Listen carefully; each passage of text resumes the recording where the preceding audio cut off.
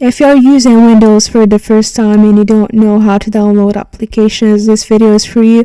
I will show you how to do it step by step. Let's get started. First, go to the bottom left and go to search here and type in Microsoft Store.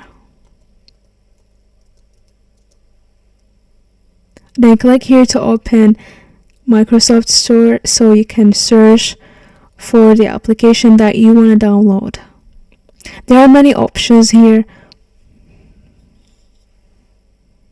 You're just gonna scroll through here until you find the one that you want to download, or you can just go to search here and type in the application that you want to download.